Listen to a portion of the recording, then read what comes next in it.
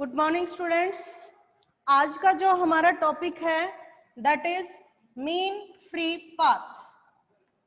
जो आज हम टॉपिक करेंगे। मैम आपकी आवाज बहुत कम आ रही है। आवाज कम आ रही है? एक second. Yes ma'am.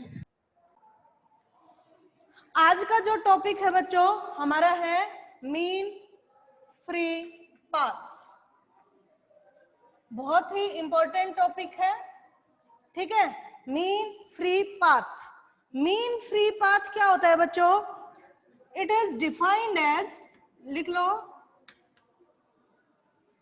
it is defined as the average path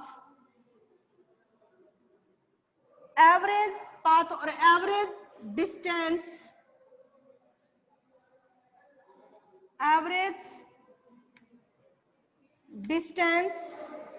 traveled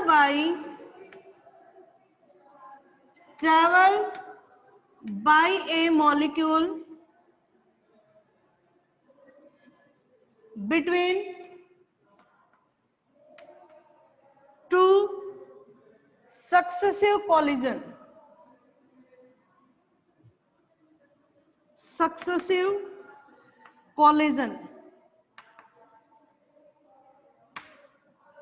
It is denoted by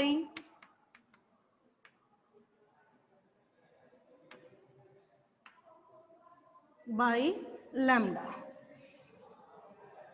ठीक है। क्या होता है आपका मीन फ्री पाथ?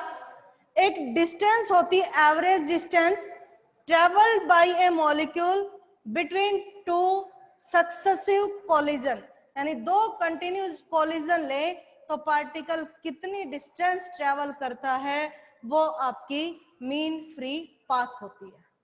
ठीक है, इसको मैं समझाती हूं आपको कैसे।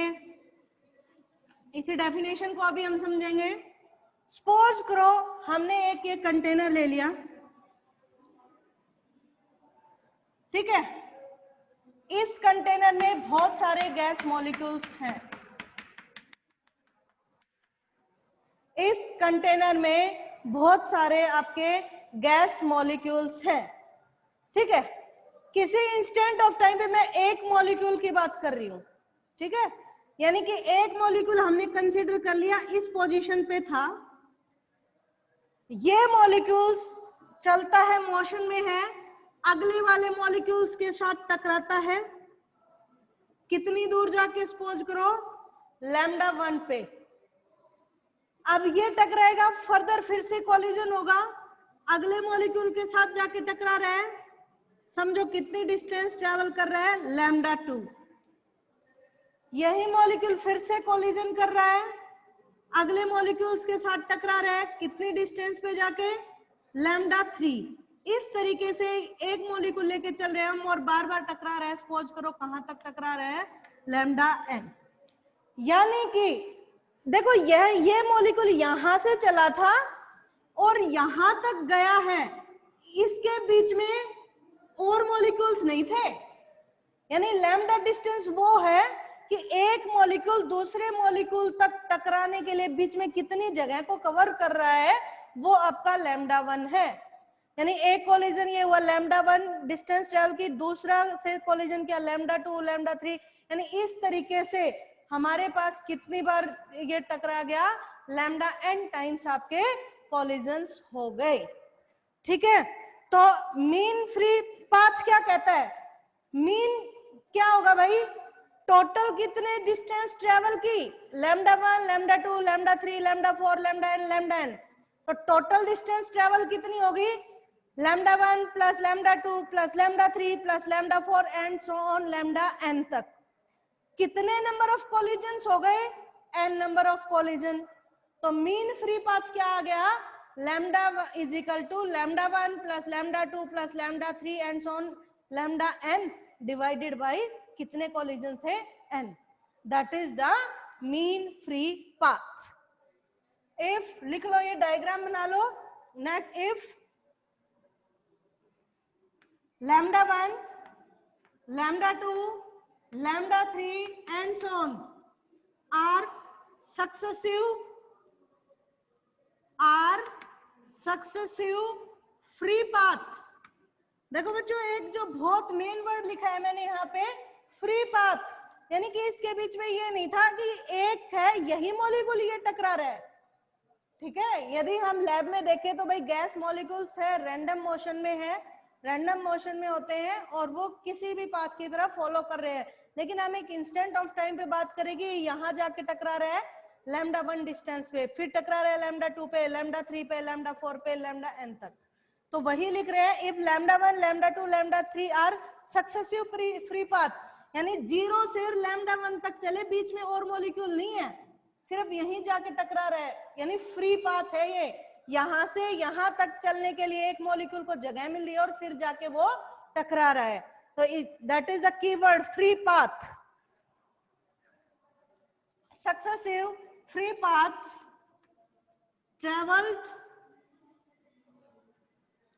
traveled by a molecule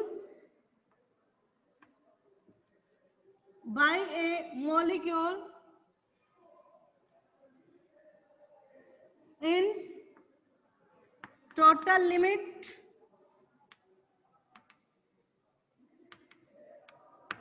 and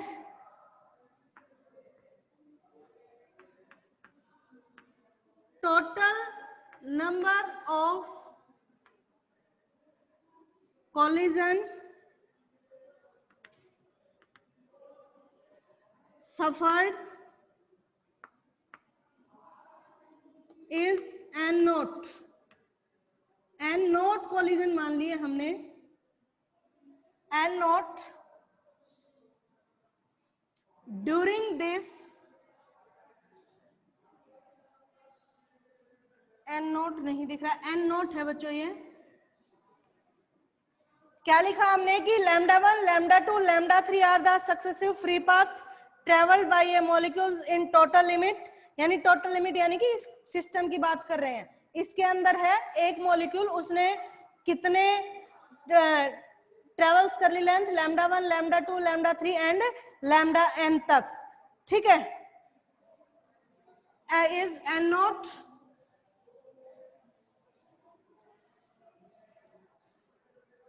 suffer is n naught during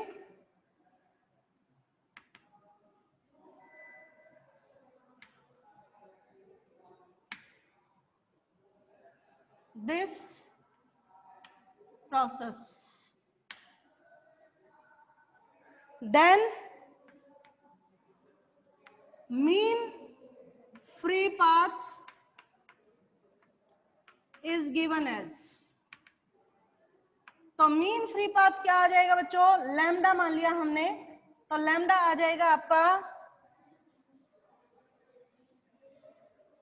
lambda 1 plus lambda 2 plus lambda 3 and so on, और टोटल नंबर ऑफ कोलिजन कितने हैं, n नोट। ठीक है, टोटल नंबर ऑफ कोलिजन कितने हैं आपके, n नोट। या बच्चों हम इसको कैसे लिख सकते हैं, देखो इसको हम क्या लिख सकते हैं, लैम्डा n नोट तक गए हैं। लैम्डा क्या है, एक डिस्टेंस, लैम्डा क्या है बच्चों, एक डिस्टेंस, यानी lambda 1, lambda 2, lambda 3, lambda n सारी क्या है, एक डिस्टेंस है। n note number of collision है। तो बच्चों डिस्टेंस क्या होता है, स्पीड इनटू टाइम। तो अब मॉलिक्यूल्स हैं, एक मॉलिक्यूल तो है नहीं, सिस्टम में जो सिस्टम लिया उसमें बहुत सारे मॉलिक्यूल्स हैं, तो हम उनको कैसे बताएं कि भाई कितनी वेलोसिटी है, तो हम ले, क्योंकि हमें पता है डिस्टेंस क्या होती है, speed into time, velocity into time. ठीक है, तो हम बोल दें कि किसी average velocity into time, C average into time लिख दें, डिवाइडेड बाय n नोट, यानी लैम्डा है वो आपका है C average into t by n naught, where C average क्या है, C average is average speed of gas molecules, average speed of gas molecules. हमने सिर्फ मीन फ्री पाथ की डेफिनेशन को पढ़ा है बच्चों। मीन फ्री पाथ की डेफिनेशन क्या होती है, ये एक एवरेज डिस्टेंस होती है जो सक्सेसिव कोलिजन के बीच का लेते हैं। अब हमने डेफिनेशन में कहोगे मैडम आपने तो 2 कोलिजन लिखवाया था, मान लिया कि भाई 2 कोलिजन है तो फर्स्ट में λ1, सेकंड में λ2 और मीन फ्री पाथ लैम्डा क्या होगा, λ1 प्लस λ2 डिवाइडेड बाई 2। और लेकिन हमारे पास 2 नहीं मान लेते हम, एक बिग कंटेनर है उसके अंदर बहुत सारे नंबर ऑफ मॉलिक्यूल्स हैं, तो λ1 λ2 λ3 कोलिजन हो गए, फिर λ4 λn तक चले जाते हैं। तो मीन फ्री पाथ क्या आएगी, lambda is equal to λ1 plus λ2 plus λ3 and so on λn divided by n naught माने हैं तो n नोट लिख दो, n प्लेट कर रहे हो तो आप n लिख सकते हो। That is the definition for mean free path. अब हमें एक्सप्रेशन निकालना है एग्जैक्ट की what is the expression for mean free path. बताओ बच्चों, आप बोल के बताओगे आपको डेफिनेशन समझ में आई या नहीं आई, जल्दी बताओ। आगे बढ़ते हैं हम। Next, expression for mean free path.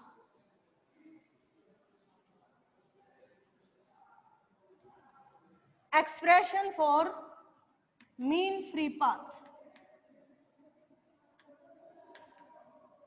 for mean free path।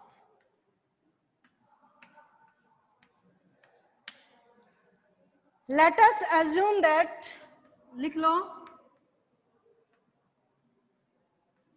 let us assume that all the molecules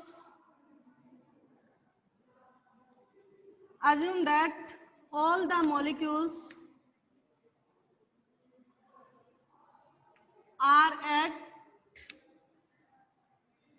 rest except one।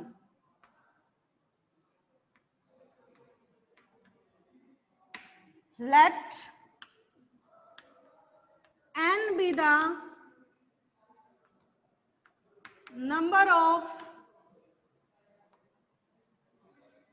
gas molecules per unit volume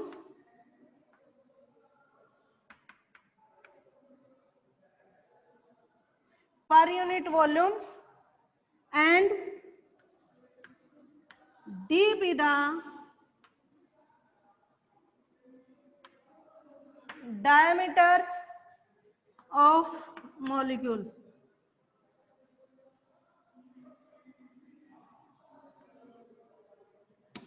बच्चों साथ के साथ नोट्स बनाते जाओ। क्या लिखा है हमने, जो कंटेनर लिया था उस बच्चों हमें समझना है मीन फ्री पाथ।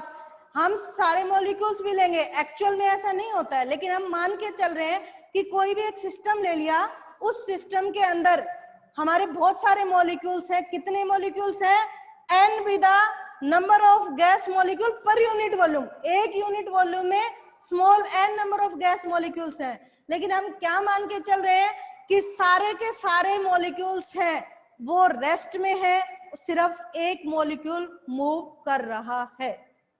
ठीक है, एक मॉलिक्यूल मूव कर रहा है और उस मॉलिक्यूल्स का जो डायमीटर है दैट इज d।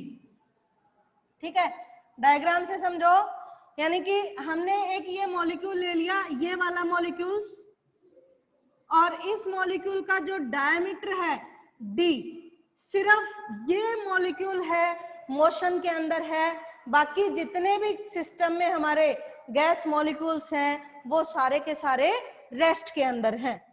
तो बच्चों अब एक मॉलिक्यूल तो है नहीं, अब ये एक मॉलिक्यूल मोशन में है, तो ये एक मॉलिक्यूल कितने, जो एक मॉलिक्यूल है वो कितने मॉलिक्यूल से टकराएगा।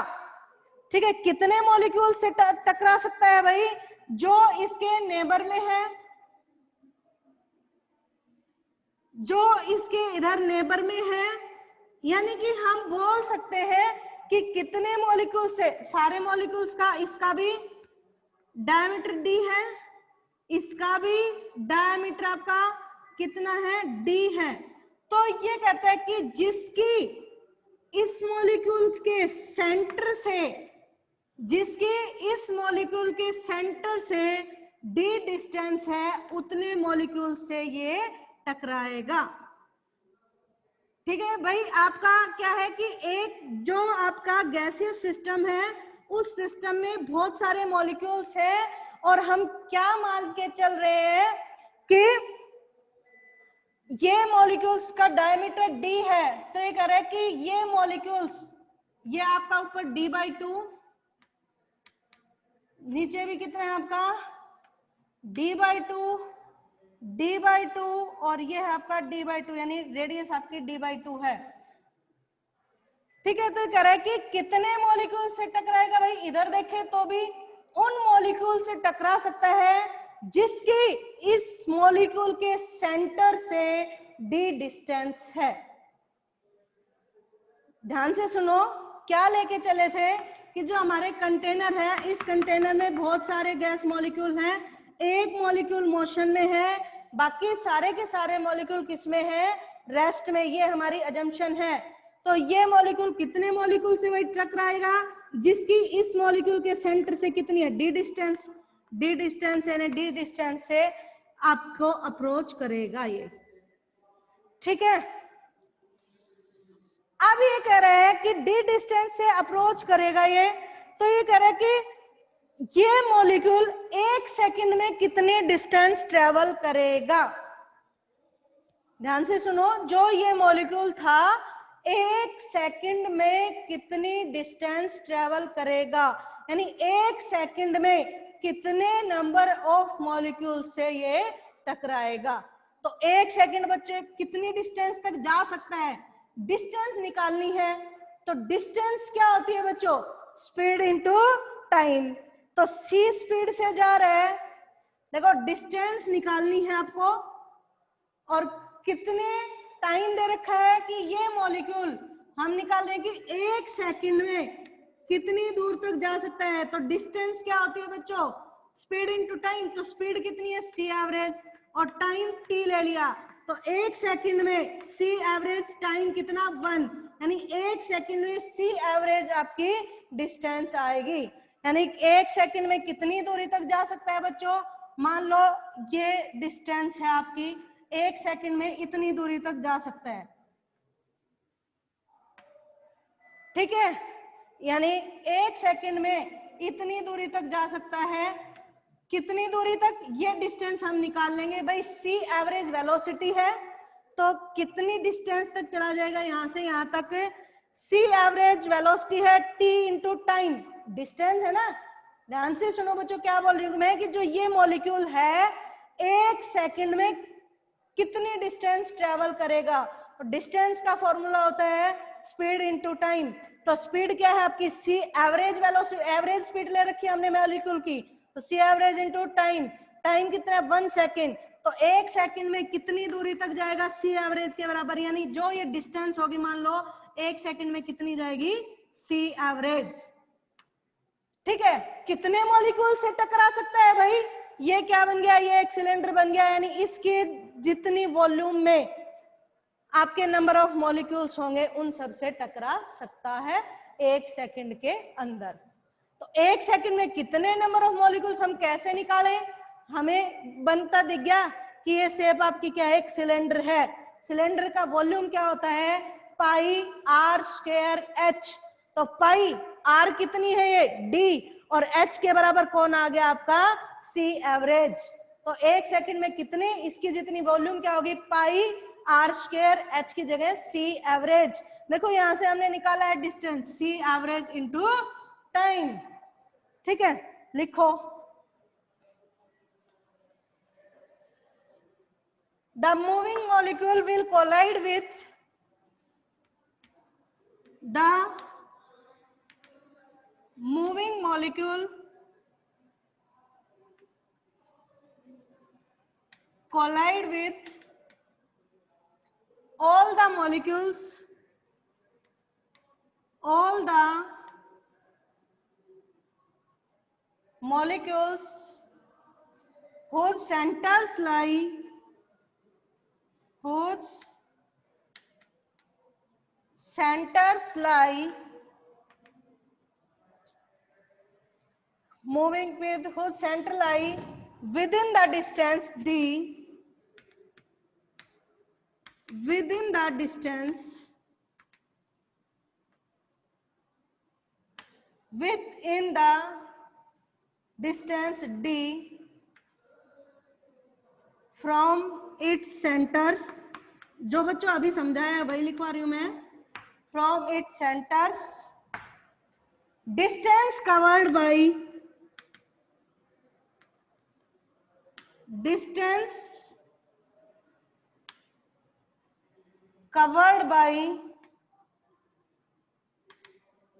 moving molecule in 1 second. 1 second के अंदर मॉलिक्यूल कितनी डिस्टेंस ट्रेवल करेगा? सी एवरेज। डिस्टेंस का फॉर्मूला होता है speed into time, time is 1 second, तो 1 सेकेंड के अंदर मॉलिक्यूल कितनी डिस्टेंस ट्रेवल करेगा? सी एवरेज। आगे लिखो,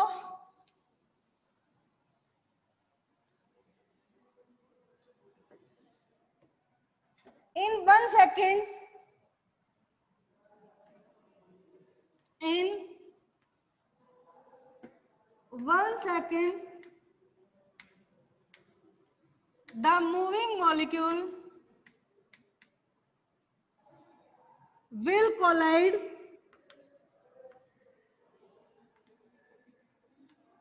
with all the molecules,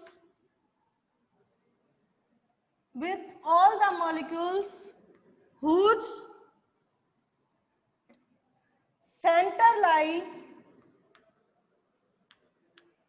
centers lie within the cylinder of volume,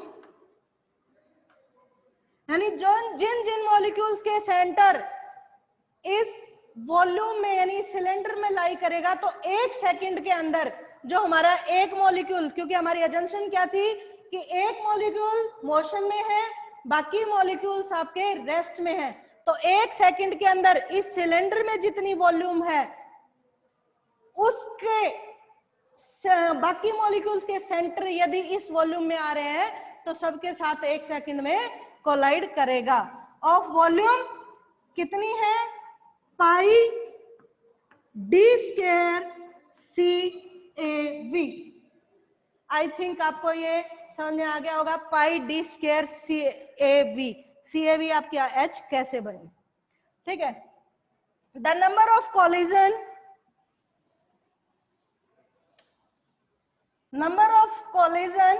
made by moving, the number of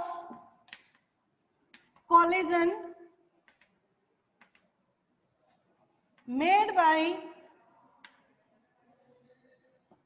moving particle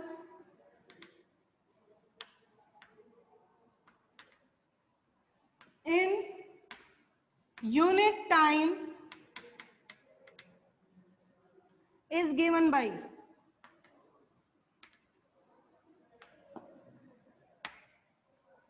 number of collision unit time के अंदर, मान लो एन नोट ले रहे हैं हम, तो एन नोट किसके बराबर होगा बच्चों? यूनिट टाइम 1 सेकेंड, ठीक है। तो नंबर ऑफ कोलिजन कैसे आ जाएंगे? वॉल्यूम तो है कितनी? Pi D square C A V, लेकिन per unit volume number of particles कितने थे? स्मॉल एन, जो हमने स्टार्टिंग में लिखा था। तो टोटल नंबर ऑफ कोलिजन कितने आ जाएंगे? एन, वॉल्यूम लिख लेते हैं पहले, पाई आर स्क्वायर एच होता है ना, तो आर की जगह पाई डी स्क्वायर और एच की जगह सी average.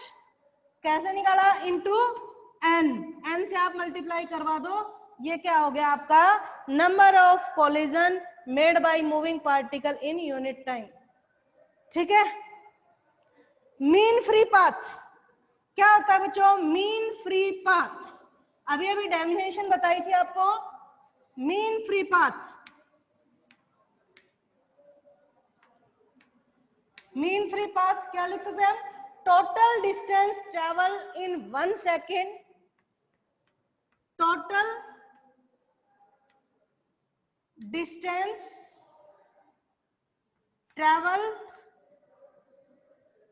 in 1 second divided by total number of collision made by molecule, total number of collision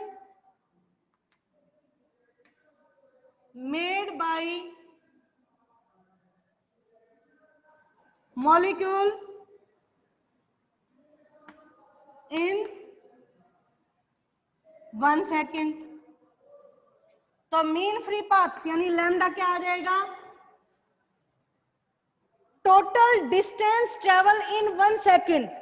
1 second के अंदर कितनी डिस्टेंस ट्रेवल कर रहा है भाई, 1 सेकंड के अंदर तो आपका इतनी ये मॉलिक्यूल डिस्टेंस ट्रेवल करेगा जितनी इस सिलेंडर की डिस्टेंस है, जो कि हमने कितनी निकाल ली, CAV। डिस्टेंस कहां से निकाली थी, स्पीड इनटू टाइम, तो टाइम 1 सेकंड है, तो 1 सेकंड के अंदर यानी ये मॉलिक्यूल है कितनी दूर जा सकता है, C एवरेज डिस्टेंस जितनी दूर जा सकता है। तो क्या आ गया, C average. Total number of collision made in 1 second, total number of collision N naught अभी आपने निकाला है इक्वेशन 2 में, क्या था, pi D square CAB into N। CAB से CAB कैंसिल, ठीक है, CAB से CAB कैंसिल, तो लैम्डा क्या आ जाएगा बच्चों आपका, लैम्डा यहां से आ जाएगा 1 divided by pi D square N। ये आपका आ जाएगा लैम्डा, यानी आपका आ गया ये मीन फ्री पाथ। हम क्या लेके चले थे अजम्पशन में, अजम्पशन में हम लेके चले थे कि एक मॉलिक्यूल मोशन में है, बाकी सारे के सारे मॉलिक्यूल्स किस में है, रेस्ट में है। लेकिन बच्चों एक्चुअल में ऐसा नहीं होता। मैक्सवेल ने क्या किया, इस रिजल्ट को इंप्रूव किया और मैक्सवेल ने बताया कि आपका जो मीन फ्री पाथ है, मॉडिफाइड मीन फ्री पाथ, क्या बताया कि Maxwell modified this expression in really all the molecules are in motion, but we consider all the molecules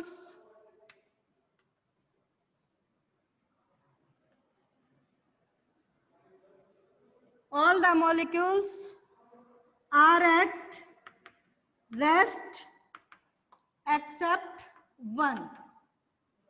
So Maxwell modified this above expression, ठीक है। So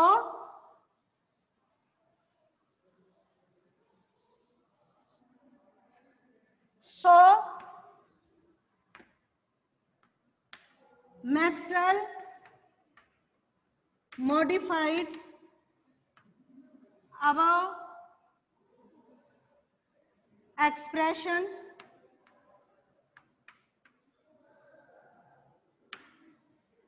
and given as